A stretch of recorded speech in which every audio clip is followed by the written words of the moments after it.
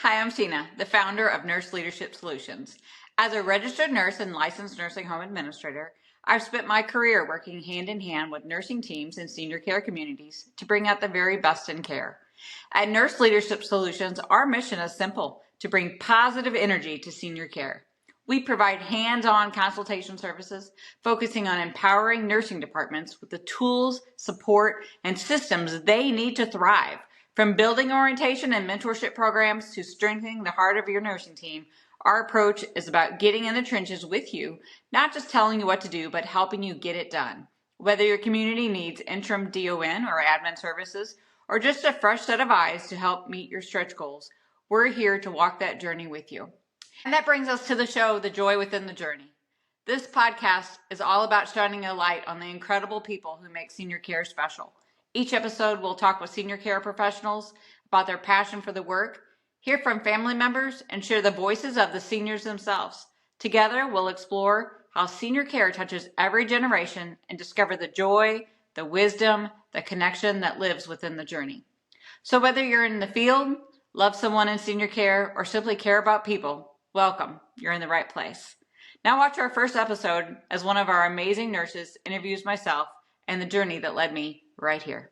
Thank you. Hello and welcome to the Joy Within the Journey, brought to you by Nurse Leadership Solutions. I have here the founder of Nurse Leadership Solutions, Tina Gotsch. How are you today? Hello, everyone. This is actually her podcast, and I will be interviewing her today. Are you Yes. ready? No, not really.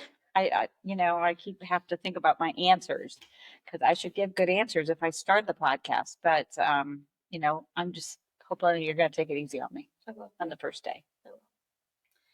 All right, so this podcast is us just talking about long-term care, the good, the bad, the ugly, all of our stories. We've both been in long-term care for many, many years. So we Yes. have a lot of stories to tell and share. And I know Tina has a lot of people that she wants to bring on the podcast and talk to, just to get our stories out there and to help new nurses and new caregivers fall in love with long-term care like we did. Yes, absolutely. So Tina, Yes. tell me a little bit about yourself. My name's Tina Gotch. I have two little children. Not really. They are 32 and 22, and they are the light of my life, along with now I have a granddaughter, and she is going to be 3 next month, which is obviously the most important pieces of my life that I get to share. And, I became a nurse in 96 at ages me. I'm not going to tell you how old I was in 96. Were you born? Yes. Okay. I was 6. Okay, in 1996, I became an LPN actually with that. And I have been in senior care ever since. That was my passion of what I wanted to do.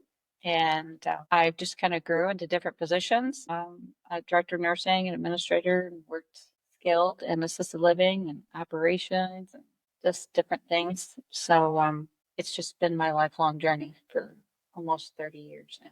Yeah, it's a long time. You have held lots of positions. I have. Those positions, excuse me, which I've had the pleasure of working with you Yes. in a lot of those positions. Out of all of 16 those, years. yeah. Which one was your favorite? Ooh, my favorite. Staff development was pretty high up there on my list too. I know that's your number one. Staff development definitely was my joyful moment where you're really feeling like you're out there making a difference, teaching new people, and trying to get that drive going for senior care, just like you have. Director of nursing and a skilled building was definitely my most challenging, but I think also my most rewarding. I took over a building that was, a great building, but the DON her grandson actually had some concerns and issues that she was consuming her. And so we got a little bit of a nasty survey. And so I kind of took it over at a weak moment. It wasn't a bad building. It's just at a weak moment. Right. And being able to flip that around and have great surveys and be a 5-star community and everything else, it was very rewarding. But it was definitely the most challenging. It is still to this day, I feel it's the most challenging position within senior care. Yep. I could see that. I could see that for sure. What are some of the biggest challenges you face in long-term care and how did you overcome them? Well, every challenge, every business is challenged right now with having appropriate staffing. And that has been our number one thing that we've been faced with in senior care is having enough staff at all times. And that's not a new problem. We talk about it more, but it really wasn't a new problem. Now, it used to maybe not be what it is now. Because there was less opportunities for nurses, and now there's more opportunities, and that's new. Some of them are new and exciting because working with, new aspects of medical advances. Whereas, senior care is still taking care of seniors. That's definitely the biggest challenge is staffing and different aspects of it. As a director of nursing, like as soon as you got day shift ready to get ready and situated, then evening shift would fall apart. And then night shift would fall apart. And then one of your leadership team would decide to leave you or something. Roller coaster for sure. So it's definitely a roller coaster. Some of the ways that we have tackled that is, some of the basics that everybody talks about is good orientation program, good mentor program. Growing from within, we really focused on growing new nurses that loved senior care and putting a lot of energy and effort into those people because they deserved it. If you have a great CNA, you want to grow them if they want to grow. And of course, everybody wants to grow, but they might not want to become a nurse, is what I was getting at. And, doing those basic things, finding out, what's going on, walking around, going out and doing interactions with all your staff all the time, showing up at 2 a.m. with Krispy Kreme donuts or White Castles or, whatever it took, doing whatever it took. And that took a lot of sacrifices as a director of nursing and, finding that balance also between your family and work. And, everybody talks about work-life balance, but really what everybody wants is work-life success. Yep, I agree. You led in your buildings for a lot of years in your positions that you were in. You were a leader. So what was one of the staff outings that you've had or meetings that you've had that stands out to you that you still think about today?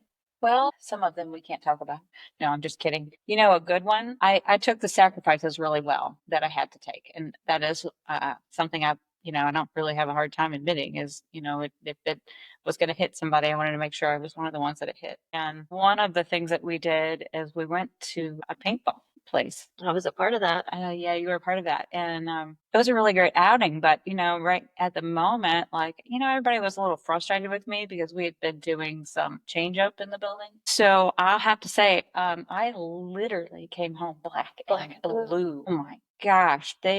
My department heads took it out on me like nobody's business that day. Me and my maintenance man.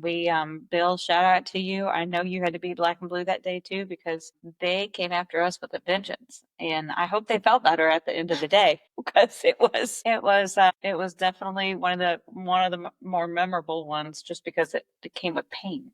Yeah. And that also popped up on my memories on Facebook. Yeah, but everybody laughed and had fun, and when you're away from the building for just that short amount of time, everybody's on level playing ground. Unfortunately, when you are the leader, sometimes people put you not on the same level, and you don't want to not be on the same level, but you end up not being on the same level just based on your title. And so I like to, when I went out with my teams, is to take away the titles. And that way you take away the titles and you give them permission to hit you, so to say, with paintball in this case. Then the laughter and the healing of whatever's happening or whatever is healed, and you're able to go back the next day and you're able to feel those emotions without repercussions. Now, I will have to say, you mentioned a Facebook post. I happened to stumble across one. I did, there's good and there's bad, right? So as a administrator, I have to say I got to be a little bit of a perfectionist. I had an amazing building, an amazing team. And of course, it took all of them to do it. But one of the things is I was a perfectionist, and I really wanted it to be the best for all of us. And I wanted it to be the best for our residents, the best for the staff. I wanted them to have pride in what they do, which means you got to set some pretty high standards. Maybe sometimes I went a little overboard with those because I was a perfectionist. And I come across this Facebook post, and it was like, yeah, we got in trouble because of this, and we got in trouble. And I had taken them to the park, and I took all the department heads to the park one day, and I just laid it out on the table. I laid it out. I was frustrated. They were frustrated. A lot of them were frustrated with each other. They were having a lot more conflict amongst them than they even realized. but I knew it because they were coming to me. But by the time as a leader, you go out and you lay it out on the table, like I am having all these problems. I was having my own too. It's not like I was innocent in this situation, but I'm like, look, guys, we're not getting along. We're having issues. Like we're not working together as a team like we used to be. And so I've seen this Facebook post talked about me taking them to the park. They remembered that from years ago, me taking them to the park and quote yelling at them. And I really didn't yell, but you could definitely always feel when I'm upset. I don't hide my upset on my face very well, as you very well know. So that's a good and a bad, but both of them consist of leadership. Sometimes leadership feels amazing. Sometimes it doesn't feel so good. Because I would never want those people to think that I was disappointed in them. But sometimes you got to pull your team together and say, okay, we're stepping in the wrong direction. Let's step back over Let's to the fix other it. way. And that's what makes you a great leader. You acknowledged it and did something about it. You didn't just let it keep going. Yeah. What advice would you give new nurses or new caregivers that don't have experience in long-term care that are considering joining a long-term care team? Well, I would do your homework first about which team you want to join. There are differences. A lot of even the buildings that are struggling that, some people might say, oh, they're not a good building. There's good people there. Just maybe that they're not firing on all four cylinders or something. So, doing your homework and finding out what team works for you is really important. And then seeing what kind of growth that they have. I think sometimes you have communities that really grow from within and you're growing those people and you're trying to get them to be all that they can be, whatever that looks like to them. It's their slate, so they have to paint it whatever color they want it to be, and then find out is the leader supporting that, what that looks like. Are they helping them get through college? And a lot of it isn't about finances anymore. There's a lot of, it's all about finances, so don't let me rephrase that as there is grants and stuff to get people through nursing school these days if they want to be a nurse, but a lot of it is about schedule, their children, what we can do. We're a 24-hour business, so it's really hard when someone says, hey, I can only work 2 hours or 4 hours or this weird hour to that weird hour. Accommodate it. It's gonna pay off in the end. It's better than not having anybody. Right. And that's you investing in that person. So, does the building that you're looking at, do they invest in their people? If everyone in leadership positions didn't grow in that building, then, maybe they don't. And if everyone in the building came from another position in that company, then they're looking at them. Because, people get bored. They do move to different positions. People think they really want to do one job and end up in another. So it's okay. We got to move people around to what makes the most sense of them. So, finding out the team and that aspect of it, kind of go from there. And then spend some time with some seniors, and because it's not always pretty. There's great moments that you will have every day in senior care, but there's also these really hard moments that consist of someone that doesn't understand what's happening to them or why they're there or what they're doing, or they're just angry at the world because of the life that they're living right now. And so you just have to see, do you have that knack? Do you have that compassion for seniors that is meant to be there lasting to care for them? Are you going to make their day better, or are you going to make their day worse? And if you're going to make their day better, then go into senior living. If you're going to make their day worse, go do something else. Yeah. If it's not going to bring you joy, don't bring them down too. Right. Okay. So almost 30 years of senior care. What are some residents or family stories that stand out, or staff employee stories that stand out that still stick with you today, that have made a positive impact on your So life? that really makes me have to share my story first. Okay. So my story is at 16, I moved in with my grandmother because she had early stages of dementia. She would put metal in the microwave, styrofoam on the stove. Those are two things that I remember clearly. Maybe not do her coffee right, or couldn't work the coffee pot that she'd been working for a long time. And she was my best friend. Like I remember holidays with her and Sundays with her and just everything. She was just that person that loved you all the time, no matter what. And That's what grannies are good for. and so she got dementia, and I moved in with her. And when I was 17, she had a baby monitor that would alert me that she was getting up. And she got up and actually didn't go out the door for whatever reason, whether she tried to and seen that there was something there or didn't try to, I'm not really sure. But she opened the window and jumped out her window, which was about an 8-foot drop. And she wasn't a skinny little mini either, and she was she was not in peak physical condition, but she jumped out the window and it had snowed. So she walked around the house about a time and a half and then sat down on the front step and was crying. And my aunt heard her actually. And she ended up with frostbite on her toes and had to have a couple tips of her toes amputated. And now that we know more about dementia, again, this was back in 93. Now that we know a little bit more about dementia and what happened, is she had a urinary tract infection and kind of, that escalates situations, as you well know, and her dementia got really bad. In that short amount of moment, she did something, that was impactful to her, of course, because she had to have toes amputated, but it was hugely impactful to me because I was supposed to be looking after her, and I didn't look after her very well. Someone that was very near to me. It's like, losing your child in a store or something like that. I don't know, but I was supposed to be looking after her. So from there, we moved her back and forth between my mom and my aunt, and I helped in between time periods. But then I went to nursing school because I thought we got to do this better, and it was a hard time. I had a 3-year-old and a business. My husband had a business, and I was in nursing school full time. So and I in the beginning, my first little bit is I worked for our business and had my 3-year-old. And the later parts of it is I worked full-time nights, went to school full-time evenings and weekends, and had a 3-year-old on day shift. So, you can imagine. I don't know how I we did can't it. imagine. Yeah. I really have no idea how to do it. And actually, in today's day and time, you probably wouldn't be able to do it because, I can, it wouldn't be frowned upon.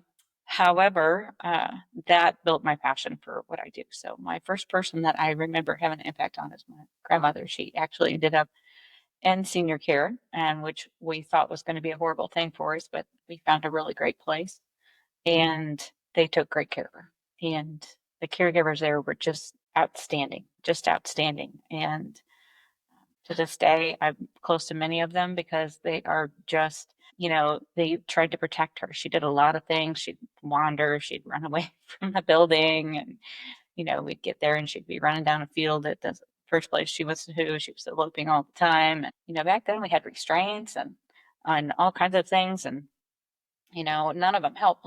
This in my picture of this weak little precious woman, but in her picture she was cutting things and tearing things apart and escaping outdoors and everything else. So it was a whole different world. So watching that escalation was definitely the biggest impact. And then of course I ended up working at where she was, and those caregivers inspired me because they took great care of her. They treated her like her own, which was so special to all of us that says a lot. That's mountains. And I got a job there, and I watched them care for her each and every day, care for my family, and care for me. And, that inspired me. So, as we've learned a lot about dementia in the last 30 years. We've come a long way. We've come a long way. And now I know some of the things that maybe we could have done better. And I need to do those things better for other people. So an example is, we had one little resident that would steal my papers every day. And, that for anyone that's been around a little while, we used to census and staffing. We had to post it on a paper every day before we got technology. And he'd come and steal those out of my mailbox every single day. And I was supposed to be keeping them to show state when they got there. And he'd but he circles and numbers all over them, like every single page on every single thing. You couldn't even see what the page was anymore because he had it so colored on. And we found out he was an accountant. And so we set him up a desk in between my office where the papers were and his room. We put a desk, and it was all set up and with his paper and pens and pencils. And I think at one point they even put his name on there. And he would stop at that desk and then he'd draw circles all over those papers and numbers all over those papers all day. And that he took great pride in that. He thought he was at work every day. And so that was a real win moment for us. You gave him meaning. We gave him meaning. He thought he was at work and he thought he was, he was contributing because he was contributing to us learning from him what to do. But more importantly, we were contributing to him he had, he thought he was at work and being, especially men, women too, but men too, they feel like that if they're not working, they're not very useful. So that was meaningful to him. And I had another little lady that she just wanted to go home and get her kids off the bus every day at 3:00, and she wanted a paycheck for when she'd go down the hallways and she'd grab a rag and she'd wipe off the handrails all the way down the hallway all day long. And then at the end of the day, she'd come to me and she'd want a paycheck. And, on her way to me, the people are like, no, go back to your room, go back here, go do that. And she's like, no, I got to get paid. And she'd get really upset about not getting a paycheck for the day. So we got to where we gave her paychecks. And obviously, she didn't cash them. At least I hope she didn't. I never looked at the financials, but we paid her every day that she was there working because she needed the food to raise her kids. And I wanted her, that's a mother's instinct. I got to do this work, clean the house, get paid, go home and feed my kids. And so we were able to contribute to that and give her back that meaning of motherhood. Yep. Going back to when you moved your granny in, so I know there's a big difference between caring for someone at home, being their full-time caregiver, and then entrusting someone else to do that, giving that to someone else. When you made that transition, were your visits more enjoyable with your grandma when you could go in being granddaughter and not caregiver? Absolutely. You never think that the fact that you're going to have to provide personal care to someone that provided personal care to you. Right. So it did make it more enjoyable because, she got to be doing things like she became a little manipulative at times. And, that broke my heart really as a teenager, especially when she would do things that I'm like, why would she hurt me like that? Why would she say that and do that? And now I know it's part of the disease process. But then she'd do things that were, inappropriate. I won't go into details out of respect for her, but she'd do things that she would have never done her whole entire life. She would have never done. And so it took away those moments to one where we could, be with her and not have that. And when we found this, skill building that took such good care of her, we were able to go home at night and we were just able to go visit with her and try to capture some moments of her and then go home and, let recharge. I guess that's the biggest part of being the family member and versus stepping away from the caregiver is when you're the caregiver all the time, there's no time to recharge. It's kind of like, when you have for very lack of better terms, but when you have a child and they don't understand that, hey, right now you're really tired. Can I go take a nap? And you just take care of yourself when they're little. That's kind of how it is a little bit. I hate to use that reference, but in the same instance, it's like, they don't understand. You just don't have this moment where you can close your eyes and know that they're not going to decide to go out the door, jump out the window, cook something that they shouldn't be cooking. Right. You just don't ever know. So there's not a moment of rest. So then you end up exhausted. And then you end up being a poor caregiver. You lose your patience. You don't have that moment to sit back and get creative about what can I do in order to make her life better. How can I connect with her no matter where she's at? If she's at 20 years old, 30 years old, 10 years old, no matter where she's at, how do I connect with her? And you really lose that when you're trying the 24/7 thing yourself. I think that's important for families to know too, because nobody wants to move their loved one into long-term care. Oh, it was a complete failure for us in our minds. In our minds, it was a complete failure because we had given up and we didn't know what else to do. But we honestly had didn't know what else to do. Right. And we couldn't, do it. And I say I was pretty young. I was a new mother and going to nursing school, so that most of those initial decisions, all of those initial decisions went between my mom and my aunt. I came in as time progressed over her dementia, I kind of came in more. I mean, I was there in the beginning. Like I said, I lived with her when I was 17. Then I went to nursing school, had a child, and was there, but not there as much. Right. But So in all of your years, one thing that you are very good at is leading. You've led a lot of people, you've grown a lot of people. So talk about that a little bit and how you do that. well, the person has to want to grow. Mhm. So, in our other episode, we talk about yourself.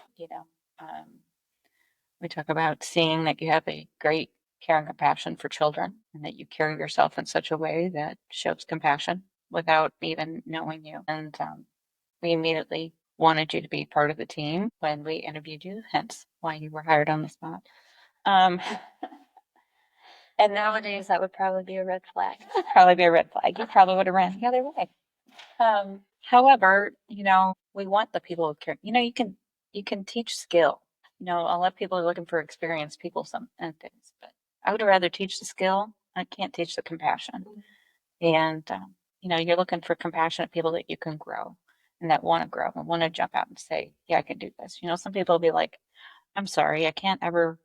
I can't accommodate anything. It's just about me here. And what are you going to pay me? And money is important. I get it. Everybody, please don't start, throwing rotten tomatoes at me in the audience because I'm saying money's not important, but it's definitely not why you go into nursing. No. And, you're looking for the person that wants to make a difference. And if they want to make a difference, it'll show. It'll show in their availability. Some people call it brown nosing. I call it as that person wants to learn. And I want to learn every day. When I feel like I'm not learning, I have to switch gears because I'm like, I've learned everything I can learn here and I got to go somewhere else and learn something else. And, so I move roles or move, focuses on what I'm focusing on at the moment. But overall, people have to want to learn and grow. And if you think you already know it all, well, then you're not looking like you someone that we should invest in. But if they're like, yeah, I'm willing to study and I'm willing to be here for this event. I'm willing to mentor someone. How do they treat their new people? You see someone come in, new person come in. I'll never forget being in nursing school and this really great nurse. Everybody really liked her, but she just flat out said, I don't like nursing students. And I got to know her later and she was a ball of fire. And, but she was not a good mentor, not someone I would have wanted to try to lead, because she just wasn't open-minded to, do things. And that's the other thing is I'm looking for someone that's open-minded to grow because I don't want to continue to do the same thing and expect a different result. I want to see people that are willing to um, adapt and change because I'm a change advocate and I really need people to be open to the idea of change with me because if you're not open to it, then you and I aren't going to work together well because I want us to always do better. And again, sometimes that's a challenge because then you're pushing people too far, too fast, or whatever the case may be. And I have to remember that not everybody likes change, but those people that really have walked well with me along the path are at least open minded enough to hear me out and also give me feedback of when, hey, Tina, you're off your rocker. You need to step down. And, if you respect me and I respect you, then we can do that. So, Talk about mentors. communication. The mentors are huge. I think mentors can make or break a position, truly. Every time. Yeah. Every time. I remember being one of my first DON interactions with another DON in the company that I was working for. I said, man, we're just having a heck of a time getting showers done. Like we try to get them all done. Yeah, since it's about 80. And I said, we try to get them all done, but we just struggle getting them done. And she was like, I get them done all the time. I have no issues with that. And it was about, I don't know, 3 years later, maybe, still same attitude, but I went and did a mock survey on our building, and I'm like, none of your showers are done, lady. And so, here I was, that really, failing. I was thinking I was failing. And I thought, man, why she had it all together and I don't have it together? What am I missing here? And it would have been a great opportunity for her to have mentored me and lift me up as a new DON. I was 23 years old, I think, when I became the DON. So I was a young DON. Probably the youngest I in the was, company. I think I was the youngest in the company, me and another nurse that was around the same age as me. And I had been at that building for a little while, and they needed me, so there it was.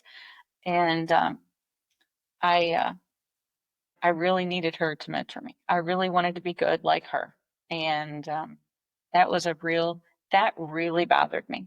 Is to just tell me, oh no, I have it under control, and it must be something with you.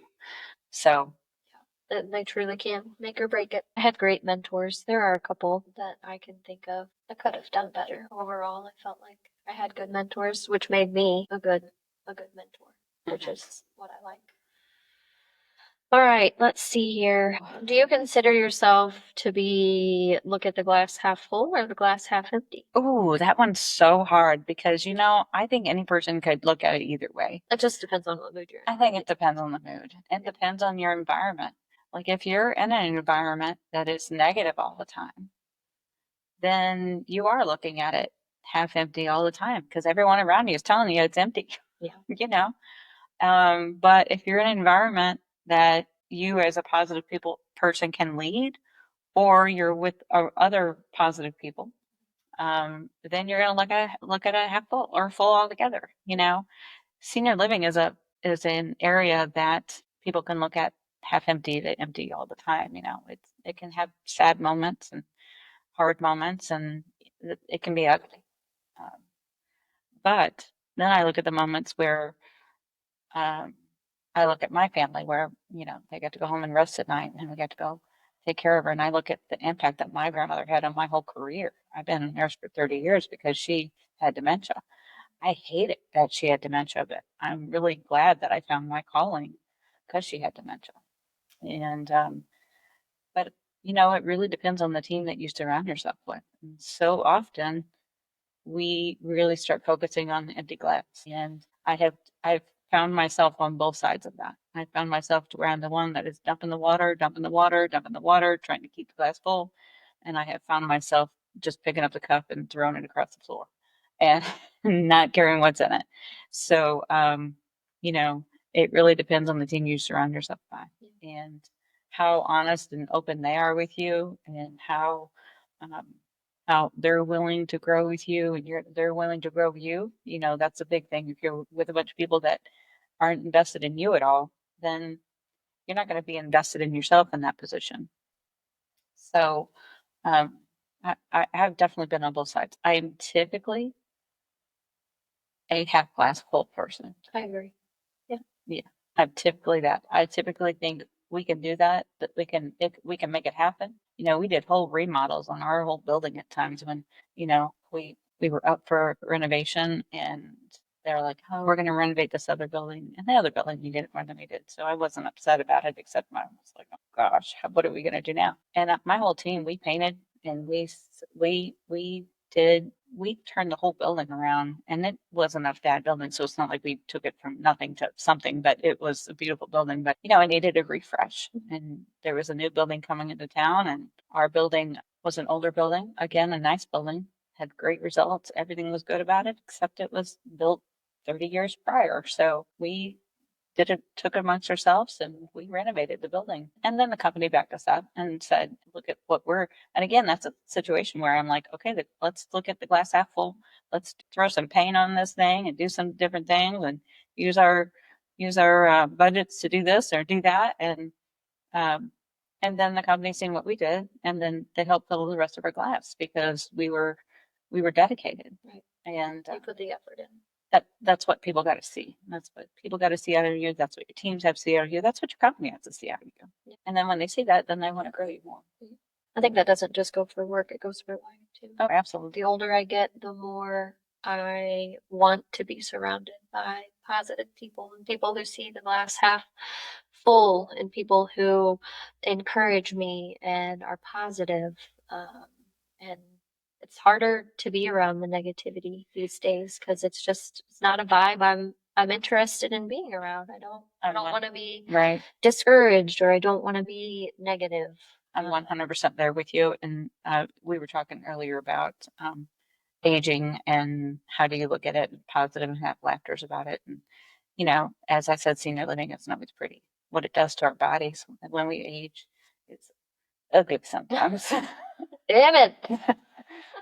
But sometimes we got to just laugh about it. You know, you can't control it. You can't. I mean, you know, literally sometimes you can't control it. Been there, girl.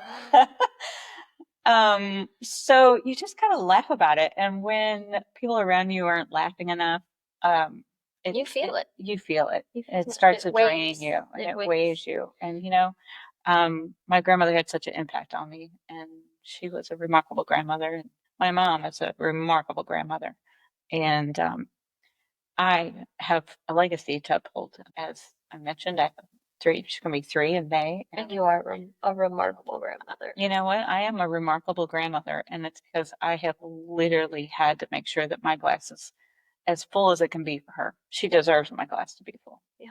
And I have a different path than they did. They were 100% dedicated to their families and stayed home. And I built a career, which means I'm kind of behind the 8 ball. And, you know, because I'm still out in the world and trying to make things happen. So that means my glass really needs to be full because I don't want her to miss. I don't think my kids missed anything by me being a career woman. I was really focused on that balance. And when it got off balance, I changed gears and I doing the same thing for her because I want to go to the zoo with her and I want to be at the park and I want to do all those things with her. I want to have the energy to have sleepovers and so I have to make sure that I'm filling my glass and then I can, you know, it's the old saying about making sure your bucket's full so you can pour it out. If your bucket's empty, you don't have anything To give to give. to anybody else. Yep, I agree. Well, I think that's all the questions that I have All right. on my list. Well, thank you for playing a part of my journey here. Nurse Leadership Solutions, I'm really excited about because I want to continue to make that difference. Those leadership things we talked about and that positivity and laughing about the reality that is thereof and just making the best of it. We get One life and let's live it and let's make a great difference with it. And especially to our generation, to the generation that deserves it, as all generations do, but also the amazing caregivers that are dedicating their lives to those residents. So, all right. Well, thank you. Thank you. All right. Everybody have a great day.